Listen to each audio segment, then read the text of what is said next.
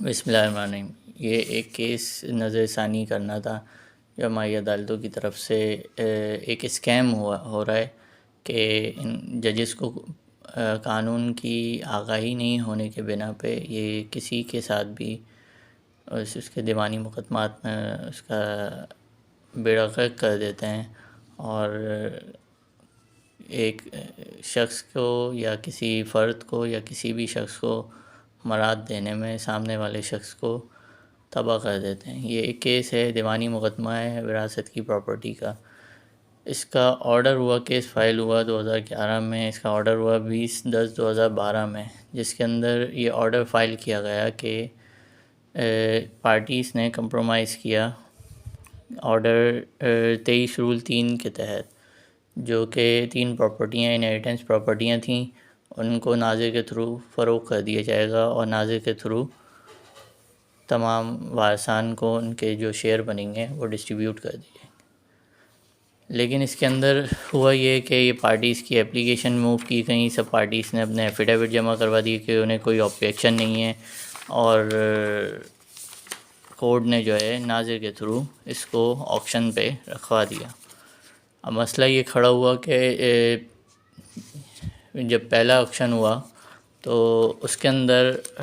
جو ناظر تھے انہوں نے کورٹ میں ایک رپورٹ سبمٹ کروائی کہ پارٹیز نے جو ہے انہوں نے آکشن لگایا، آکشن لگا کے جو ہے پارٹیز نے یہ آکشن کی رپورٹ ہے ناظر ویسٹ کی کہ تمام پارٹیز کی موجودگی میں یہ 3 اکتوبر 2013 کو آکشن امت اخبار میں آکشن کے لیے پبلیکیشن دی گئی، اور 10 اکتوبر 2013 کو آکشن لگائی گئی جو کہ صرف ایک خریدار بھی آیا جس نے آکشن بٹ لگائی 94 لاکھ روپے، اور کورٹ کے سامنے ناظر نے اس کو پیش کیا، اور تمام وارثان جو ہیں اس پہ ایگری ہوئے کہ ٹھیک ہے۔ ایک جو پلینٹف تھے انہوں نے کہا کہ ہم اس چیز پہ رضامند ہیں کہ جو ڈیفینڈنٹ کا شیئر بن رہا ہے 18,80,000 روپے وہ ہم 1 مہینے کے اندر جمع کروا دیتے ہیں، لیکن انہوں نے 1/12 کو ایک اپلیکیشن موو کی چند دن بعد پلینٹف نے کہ یہ ڈپلیکیٹ بل اور کہ الیکٹرک کا بل وغیرہ وغیرہ یہ ڈیفینڈنٹ بھریں گے، اور وہ ڈپازٹ کروانے میں جو ان کا شیئر بن رہا تھا ڈیفینڈنٹ کا 18,80,000 روپے دینے میں ناکام ہو گئے۔ اس دوران یہ کیس جو ہے اپنے اس پہ جتنا پلینٹف اس کو لنگر آن کرنا چاہ رہے تھے وہ لنگر آن کیا انہوں نے، اور اس کے بعد کورٹ نے ان کو مختلف نوٹس کیے لیکن یہ کورٹ میں پیش نہیں ہوئے۔ کورٹ نے پھر فائنل 7/1/2015 کو ایک نوٹس کیا، کورٹ کے notice of this application affects part of the address of the plaintiff in regard bailiff report 11/12/2014, but the plaintiff have failed to appear before this court to contest the present application till to date. In view of the above mentioned facts and circumstances, plaintiff کے جو ہے ان کے خلاف ایپیشن of degree کیونکہ court نے بنائی نہیں تھی، کورٹ نے اس بات کو ایڈمٹ بھی کیا کہ due to inadvertent mistake of the court such degree could not be prepared. I have go through the order 23 rule 3 CPC which read as under، یعنی کہ کمپرومائز، یعنی کہ وہ ڈائریکشن دے رہی ہے کورٹ کے 21/3/2015 کو کہ compromise of suit where is proof to the satisfaction of the court that a suit has been adjusted wholly or in part by any lawful agreement or compromise, or where the defendant satisfy the plaintiff in respect of a whole or any part of the subject matter of the suit, the court shall order such agreement, compromise or satisfaction to be recorded and shall pass a decree in accordance with their so far as it related to the suit۔ یعنی کہ یہ بول رہے ہیں کہ جو بھی اس کو یعنی کہ کمپرومائز ہوگا اس کے اندر ڈیفینڈنٹ جہاں پر سیٹسفائی ہوگا پلینٹف سے، اور اس بات کو جو ہے کورٹ ریکارڈ کرے گا اور باقاعدہ اس کو کمپرومائز آگے ہوگا. اچھا کورٹ نے اپنی مسٹیک ایکسیپٹ کی اور آگے کیس جو ہے نا پھر فردر یہ ڈگری پاس کی, ڈگری 3 پراپرٹی کی ڈگری ایشو ہو گئی. اس کے بعد جو ہے کورٹ نے ایگزیکیوشن آرڈر پاس کیا. اس دوران ڈیفینڈنٹ نے ایک اپلیکیشن موو کی جس میں باقاعدہ کورٹ نے یہ بات لکھی ہے کہ defendant has also given option to plaintiff handing over property C9 Berry Colony which was approximately 18 lakh adjustable with the total share amount but same option has not yet been availed by the plaintiff. یعنی کہ defendant نے plaintiff کو option دیا تھا کہ ایک property they دی جائے, ان کے ہینڈ اوور کر دی جائے اور تمام جو ہے نا باقی جو ان کے 18,80,000 روپے ہیں وہ اس پراپرٹی میں ایڈجسٹ ہو جائیں گے. لیکن ڈیفینڈنٹ نے جو ہے نا اس پہ کوئی پلینٹف نے کوئی اس پہ ایکسیپٹنس نہیں دی اور کورٹ نے بھرپور پلینٹف کا ساتھ دیا. پلینٹف جو ہیں وہ اس ایگزیکیوشن آرڈر کے خلاف ریویژن میں چلے گئے جو کہ ڈسمس کر دی گئی. کورٹ نے ریویژن میں یہ بات لکھی کہ the rate of the property has increase and accepting amount by him at present would be, یعنی کہ 5 سال اس بات کو گزر گئے اور کورٹ یہ بات لکھ رہی ہے the rate of the properties has increase and accepting amount by him at present would be unjustifiable and against the law of nature. یعنی کہ ایک قدرت کے قانون کے خلاف ہے کہ 5 سال پہلے جو بڈ لگی تھی اور وہی بڈ وہ 5 سال بعد دینے کے لیے آ رہے ہیں, یہ بڈ آپ یہ پیسے آپ لے لو. کورٹ اصولاً تو کورٹ کو دوبارہ ری آکشن کرنا چاہیے تھا اور ان کی جو انہوں نے وقت ضائع کیا وہ پیسے جو جمع کروا رہے تھے 5 سال میں, کبھی لاکھ روپے, کبھی 50,000 روپے, کبھی 80,000 روپے, تو کورٹ کو وہ ضبط کر لینی چاہیے تھے. لیکن کورٹ نے ایسا نہیں کیا. باقاعدہ 5 سال تک کورٹ نے انہیں چانس دیتے رہے کہ آپ پیسے جمع کروا دیں اور ڈیفینڈنٹ کی کوئی بات نہیں سنی.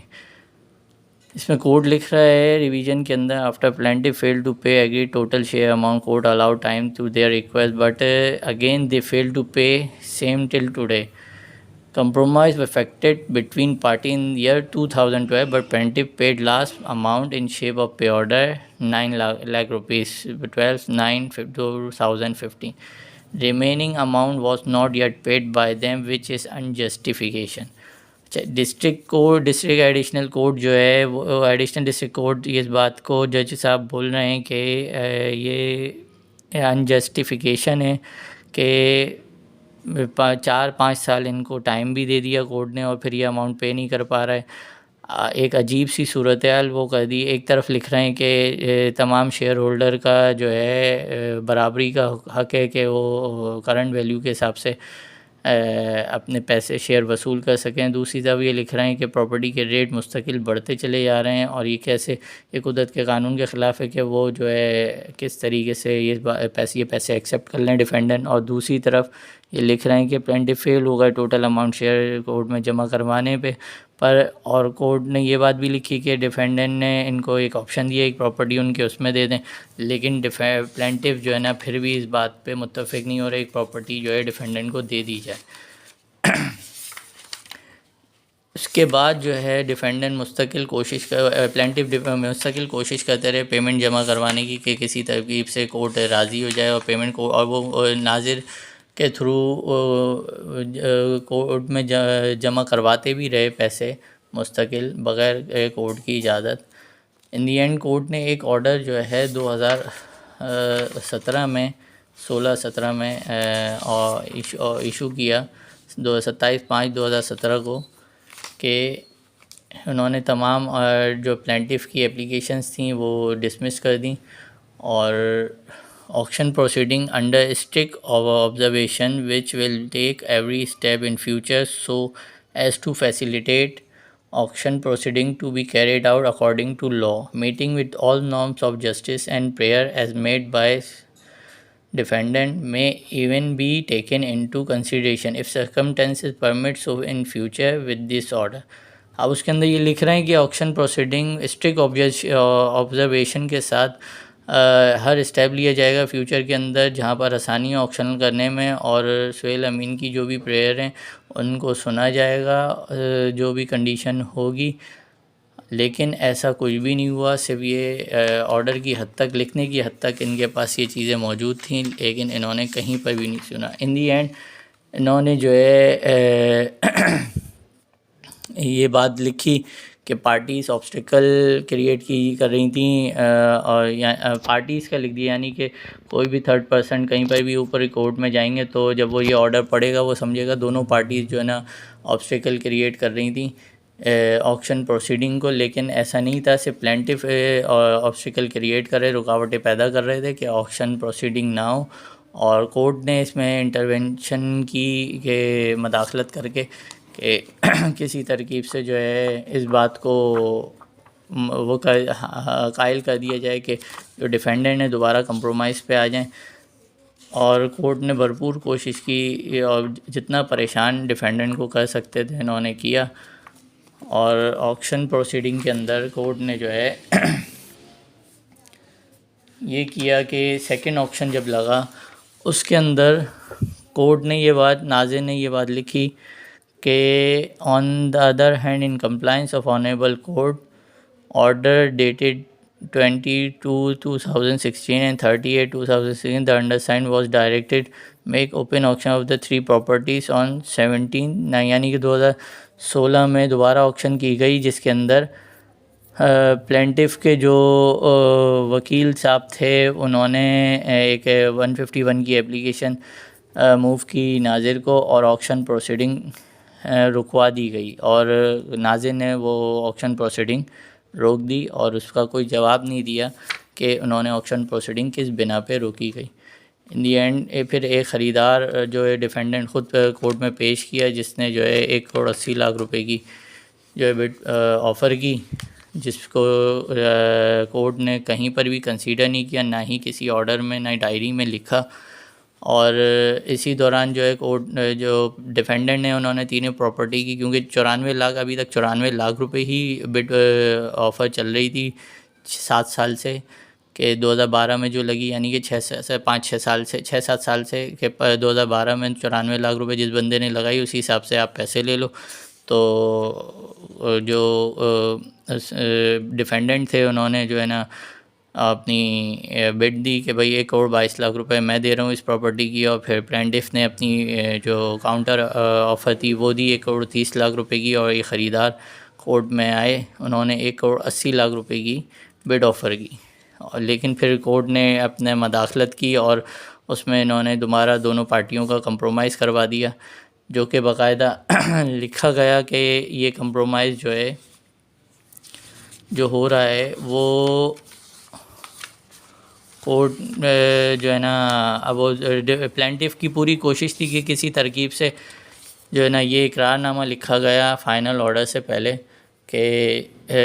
پلینٹف نے اقرار نامہ ڈیفینڈنٹ کے ساتھ کیا کہ ہم یہ پراپرٹی سیل نہیں کرنا چاہ رہے، اور جو ہے نا اگر مستقبل میں یہ پراپرٹی سیل کریں گے تو جو بھی ڈیفینڈنٹ کے پیسے بنیں گے وہ پلینٹف دینے کے حقدار ہیں۔ یہ کورٹ نے جو ہے اس پہ ڈیفینڈنٹ کو نوٹس کیا، ڈیفینڈنٹ نے اس کے تھرو جو ہے نا یعنی کہ اس کے اگینسٹ ایک انٹیمیشن اپلیکیشن موو کر دی، جو کہ کورٹ نے جو ہے اس کو ایکسیپٹ کر لیا، اور کورٹ نے جو ہے نا فائنل آرڈر اس کو کر دیا۔ فائنل آرڈر میں انہوں نے جو ٹرمس اینڈ کنڈیشن تھیں جو اقرار نامے میں لکھی گئی تھیں وہ نہیں لکھی، صرف اینڈ میں یہ لکھ دیا if in future any objection, یعنی کہ مستقبل میں کوئی بھی آبجیکشن ہوتا ہے تو ڈیفینڈنٹ کے پاس رسک جو بھی ہوگا وہ پلینٹف کے اوپر ہوگا، اور ڈیفینڈنٹ کے پاس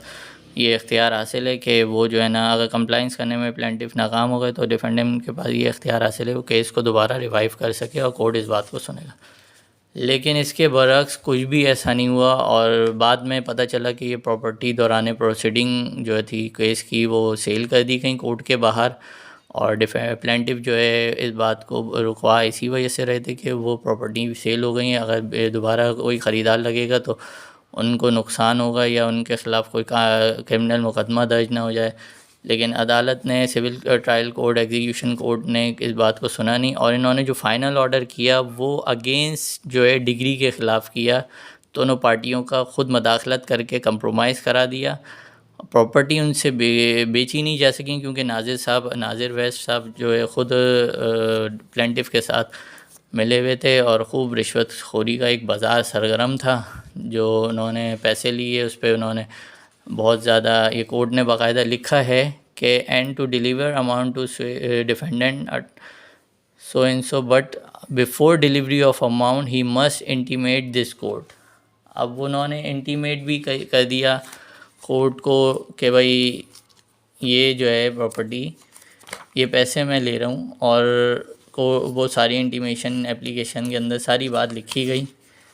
کہ یہ پیسے میں نے کس مد میں لیے ہیں اور بقیہ کتنے پیسے بنتے ہیں کیا ہوگا. کورٹ کو ایک چیز، کیونکہ پارٹیشن کا کیس تھا،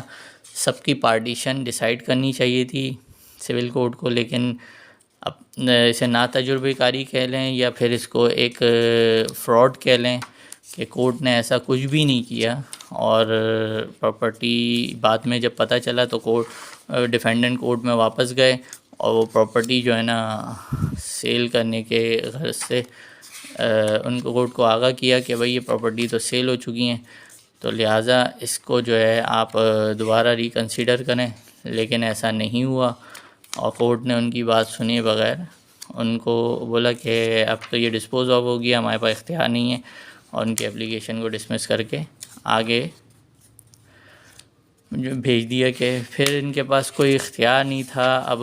مسئلہ سب سے بڑا یہ تھا کہ کس پہ پاس جائیں. اپیل پہ جاتے ہیں تو اپیل کا صورتحال یہ نکلی کہ پہلی اپیل پہ گئے تو انہوں نے بولا کہ فرسٹ اپیل کی کورٹ نے بولا آپ کا کمپرومائز ہو گیا ہے اور ہم کچھ نہیں کر سکتے. دوسری اپیل پہ گئے، دوسری اپیل پہ جو تھے جسٹس، انہوں نے اس بات کو مینشن کیا کہ جس طریقے سے کیس چلنا چاہیے تھا اس طریقے سے چلا نہیں، اور انہوں نے یہ ایک سمری تیار کی. ڈیفینڈنٹ جب اپیلنٹ کورٹ میں گئے تو سیکنڈ اپیل پہ تو انہوں نے سمری بتائی کہ بھائی یہ کیس تھا، یہ دو پارٹیوں کے درمیان مین ڈسپیوٹ تھا، کیس نمبر فلاں فلاں، یہ ان کا اقرار نامہ اس تاریخ کو طے ہوا تھا جو اس فائل میں موجود ہے. یہ پیمنٹ پلینٹف نے دے دی، بقیہ پیمنٹ باقی رہ گئی تھی جو کہ جب پراپرٹیاں بکتیں تو دینی چاہیے تھیں، لیکن پلینٹف نے وہ پراپرٹی کے پیسے ڈیفینڈنٹ کو نہیں پے کیے. ڈیفینڈنٹ جو ہے اپنی سیٹسفیکشن کے لیے کورٹ میں گئے، پہلے کورٹ نے سنا نہیں، پھر دوبارہ دوسری کورٹ میں آئے تو انہوں نے اپنے ویوز دیے کہ جو ویوز ہیں، جو سرکمٹینسز تھی وہ یہ تھی کہ ایگزیکیوشن فلی سیٹسفائیڈ نہیں ہوئی، اور کورٹ نے جو اپیلینٹ تھے ڈیفینڈنٹ ان کو ڈائریکشن دی کہ آپ جو ہے یا تو پراپرٹی پرچیز کر لیں یا پھر اور خریداروں کے جو ڈیٹیل ہے وہ کورٹ میں جمع کروائیں جن کو بھیج دیے. تو ڈیفینڈنٹ نے جو تھے اپیلنٹ نے وہ کورٹ میں جمع کروا دی خریداروں کی ڈیٹیل وغیرہ، اور ایک اپلیکیشن موو کی آرڈر 21 رول 88 کے تحت preference of priority of but, جس میں ڈیفینڈنٹ نے اپنی بٹ آفر کر دی. اس دوران ایک خریدار کورٹ میں آ گیا اور اس نے جو ہے نا اپنے اسٹیٹمنٹ کورٹ میں جمع کروا دیا کہ جو پلینٹف تھے انہوں نے ان کو یہ 2010 میں یہ پراپرٹی سیل کی تھی، اور انہوں نے بولا کہ کیونکہ یہ یتیموں کا مال ہے اور میں اس میں نہیں وہ انوالو ہو سکتا، تو اگر مجھے میری پیمنٹ مل جائے تو میں جو ہوں نا اس میٹر کو جو ہے بالکل میں وڈرا کر لوں، میں نو آبجیکشن دے دوں. اب مسئلہ یہ تھا کہ کیونکہ کووڈ کے دوران یہ مسئلے ہو رہے تھے اور کہ کورٹ میں جو ہے نا کیس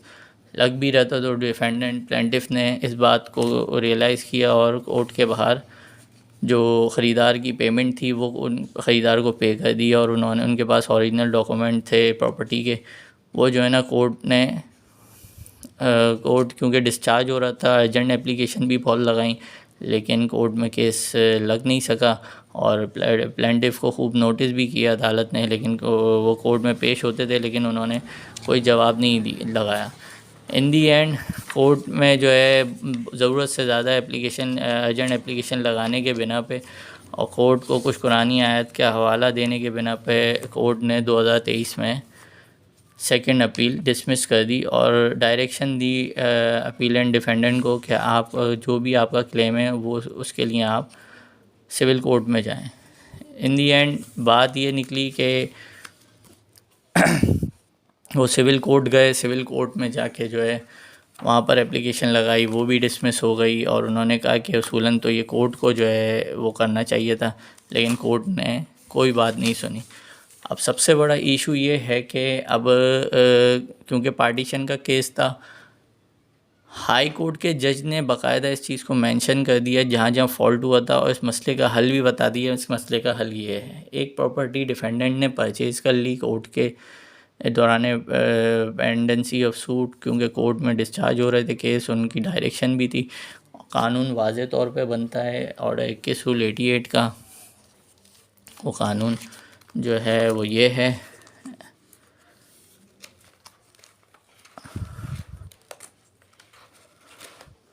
یہ قانون ہے۔ اس کے اندر کہہ رہے ہیں کوڈ آف سول پروسیجر 1908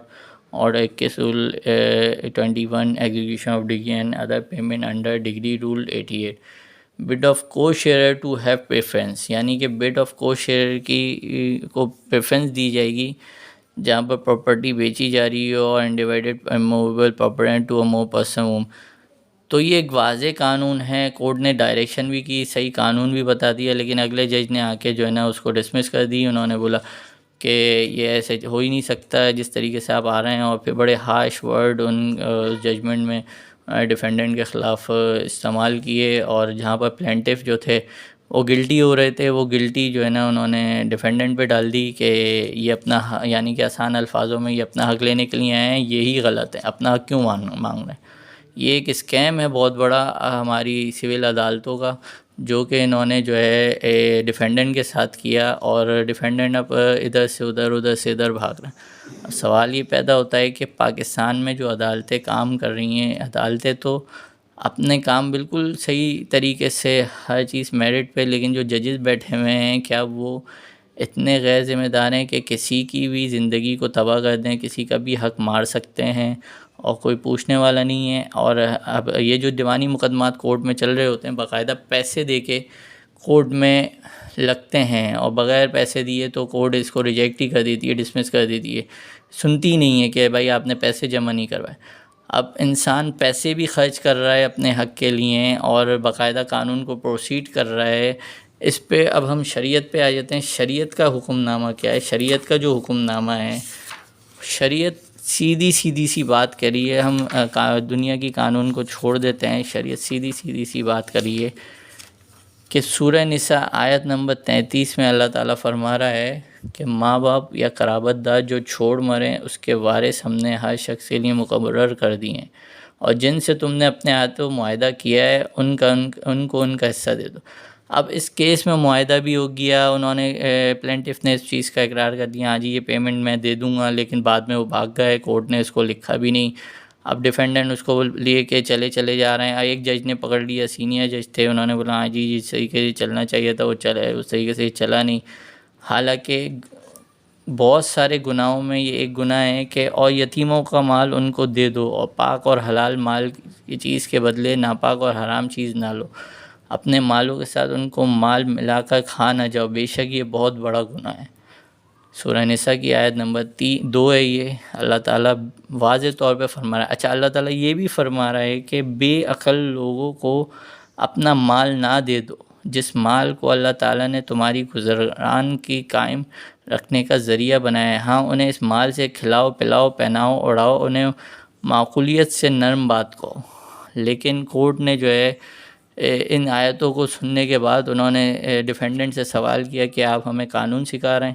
عدالت نے کہ جج نے انہوں نے آپ مجھے قانون سکھا رہے ہیں؟ تو جس پہ ڈیفینڈنٹ کا جواب تھا سر قانون نہیں سکھا رہا، آپ کو قانون کی نشاندہی دکھا رہا ہوں کہ یہ ہماری شریعت کہتی ہے۔ تو جس پہ ہائی کورٹ کے جج کا مکالمہ تھا کہ جہاں پر شریعت لاگو ہوتی ہے آپ وہاں پر جائیں، ہمارے پاس نہ جائیں، کیس ڈسمس۔ اب بات ساری یہ ہے کہ اللہ تعالیٰ تو یہ بھی فرما رہا ہے کہ اگر تجھے کسی قوم کی خیانت کا ڈر ہو تو برابری کی حالت میں ان کا عہد نامہ توڑ دے۔ دوسری طرف اللہ تعالیٰ یہ فرما رہا ہے اور جو شخص اللہ کی اور اس کے رسول صلی اللہ علیہ وسلم کی نافرمانی کرے اور ان کی مقررہ حدودوں سے آگے نکلے اسے وہ جہنم میں ڈال دے گا جس میں وہ ہمیشہ رہیں گے۔ ایسی لوگوں کے لیے رسوا کن عذاب ہے۔ اب سب سے بڑا مسئلہ یہ ہے کہ عدالت نے جو یہ کام کیا، کیا عدالت کے پاس رائٹ تھا کہ آپ غیر منصفانہ طریقے سے اس میٹر کو حل کرتے، یا منصفانہ طریقے سے سب کا ایک حق بنا کے ایک شخص کورٹ کے باہر اپنی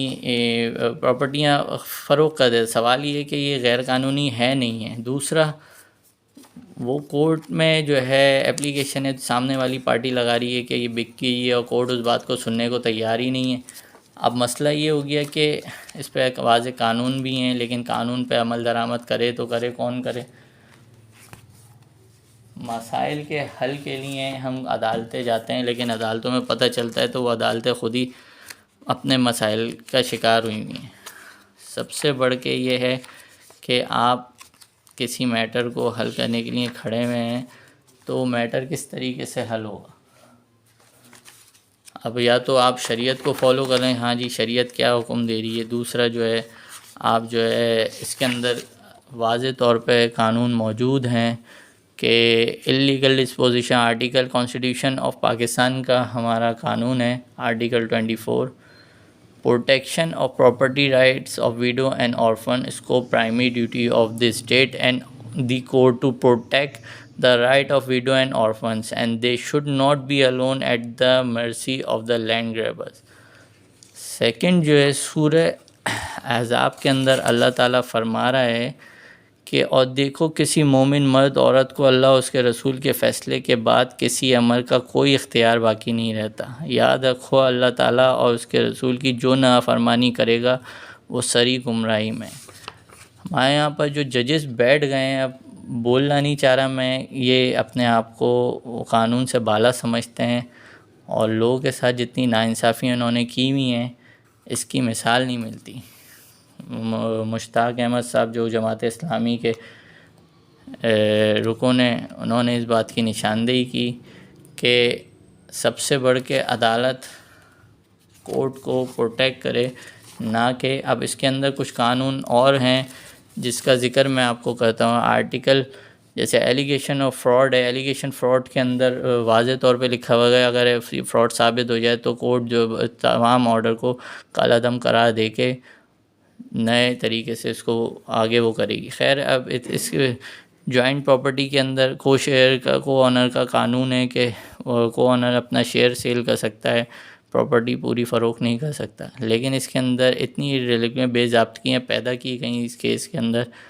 اور یہ اتنا الجھا دیا گیا کہ اس کو سلجھانے کے لیے کسی وکیل کے سامنے بیٹھیں تو وہ خود چکرا جاتا ہے کہ یہ ہوا کیا ہے۔ اور بعد میں اگر کوئی سینئر وکیل ہو تو وہ یہی بتاتا ہے کہ اصل میں جو پارٹیشن ٹرائل کورٹ ہے اس نے آپ کے ساتھ بہت زیادہ ظلم کیا اور اسی نے یہ ساری گڑبڑ پیدا کی۔ اب مسئلہ یہ ہے کہ یہ ویڈیو ریکارڈ کرنے کا مقصد ہی یہی ہے کہ اعلیٰ حکام تک یہ پوری ثبوت کے ساتھ چیزیں پہنچائی جائیں، تاکہ اگر ملک کے اندر انصاف نام کی کوئی چیز ہے تو وہ دی جائے، اگر نہیں ہے تو اس کو نظر انداز کر کے جیسے کہ چل رہا ہے لوگوں کے ساتھ ناانصافیوں کا سلسلہ جاری رکھا جائے۔ میری بس اعلیٰ حکام سے یہ گزارش ہے کہ یہ جو ہمارا کیس ہے اس کے اندر ایک پراپرٹی ہم نے بس پرچیز کر لی ہے، اب اس کے لیے ہم جستجو میں لگے ہوئے کسی کی طریقے سے یہ لیگلائز ہو جائے، پیسے پارٹی کو دے دیے ہیں، پراپرٹی کی اوریجنل فائل ہمارے پاس ہے، کو شیئر روم ہے، اور اس کو جو ہے نا لیگلائز کرنے میں بڑے مشکلات میرے ساتھ پیش آ رہی ہیں۔ تمام وارثان نے اپنے حصے کی رقم کورٹ کے باہر ہی وصول کر لی ہے، میں پھنس گیا ہوں، اور پراپرٹی کسی لینڈ گریبر کے قبضے میں چلے گئی ہے، اور اس مسئلے کو حل کرنے کے لیے مجھے بہت زیادہ مشکلات درپیش کھڑی ہو گئی ہیں۔ سب سے بڑا کورٹ ہی سب سے بڑی مشکل ہے، کیونکہ کورٹ کے یہ سمجھ میں نہیں آ رہا کہ اس مسئلے کو حل کیسے کیا جائے۔ اب ہاتھ میں اتنی رقم بھی نہیں ہے کہ اس مسئلے کو لے جا کے سپریم کورٹ لے جایا جائے، کہاں لے کے جایا جائے، کیونکہ وہاں پر جو ہے انہوں نے شرط لگا دی کہ AOR کرنا ضروری ہے، ایڈوکیٹ آن ریکارڈ، اس کے بغیر آپ کورٹ میں جو ہے نا اپیئر نہیں ہو سکتے۔ اب میری صدر پاکستان، وزیر اعظم پاکستان سے یہ اپیل ہے اور چیف جسٹس آف پاکستان سے کہ اس میٹر کو کنسیڈر کریں اور اس مسئلے کو سو موٹو لے کے اس مسئلے کو فوری طور پہ حل کیا جائے۔ شکریہ۔